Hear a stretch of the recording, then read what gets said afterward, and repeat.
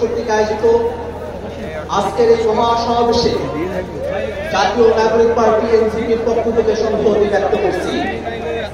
সুপ্রিয় উপস্থিতি, হাজার হাজার মানুষ জীবন দিয়ে, হাজার হাজার মানুষ রক্ত দিয়ে পূর্বে যে সিস্টেমে, পূর্বে যে ব্যবস্থায় বাংলাদেশ পরিচালিত হয়েছে, তেমন স্বৈরাচারী, তেমন দুর্নীতিবাদ সিস্টেমের মধ্য দিয়ে বাংলাদেশের সামনে পরিচালিত করা হবে এমন আশাবাদ আমাদের কারণে ছিল না।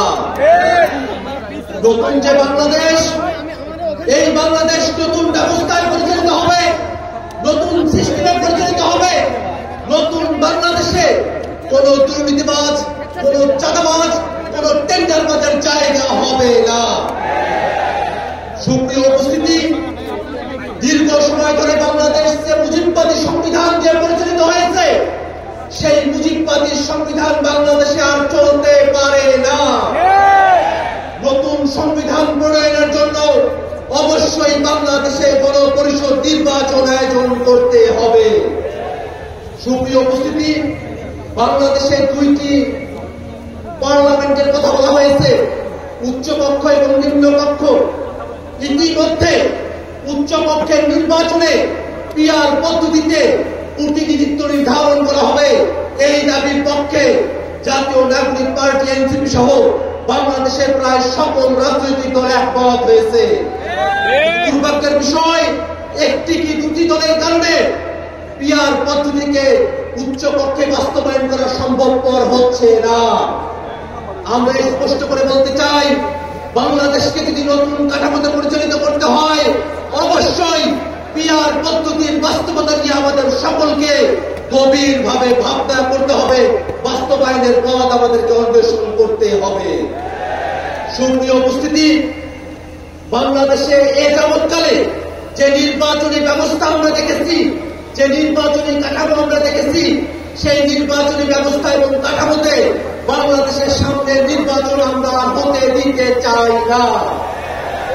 বেশি শক্তির বলে, কালো টাকার বলে, চোর জবরদস্তি করে, কেন্দ্র দখল করে বাংলাদেশের নির্বাচনে জিতে আসার যে ব্যবস্থা, সেই ব্যবস্থা অবশ্যই পরিবর্তন করতে হবে। হাজার মানুষের জীবনের ভিতর দিয়ে যে নতুন বাংলাদেশ আমরা পেয়েছি, সেই বাংলাদেশকে আমরা আর কখনোই ব্যর্থতায় পর্যবসিত হতে দেব না। নতুন বাংলাদেশ যাতে প্রতিষ্ঠিত না হয়, সেই কারণে বিদেশি শক্তিগুলো তারা মাথা চালা দিয়েছে। আমরা স্পষ্ট করে বলতে চাই, বাংলাদেশের সংস্কারকামী জনতা, বাংলাদেশের সংস্কারপন্থী জনতা, আমরা সকলে ঐক্যবদ্ধ।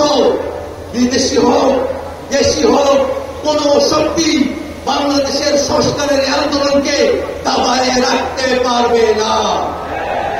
একই সাথে আজকের এই মহাসমাবেশের গুরুত্বপূর্ণ বক্তব্য হল, বিগত 15 বছর ধরে বাংলাদেশের মানুষের উপরে যারা স্বৈরাচারী কায়দায় জুলুম করেছে, বাংলাদেশের মানুষের উপরে পিলখানা, শাপলা সহ 24 অভ্যুত্থানে গণহত্যা সংঘটিত করেছে, সেই সব গণহত্যাকারী আওয়ামী লীগ এবং তাদের দোসর, তাদের সকলকে বিচারের আওতায় নিয়ে আসতে হবে।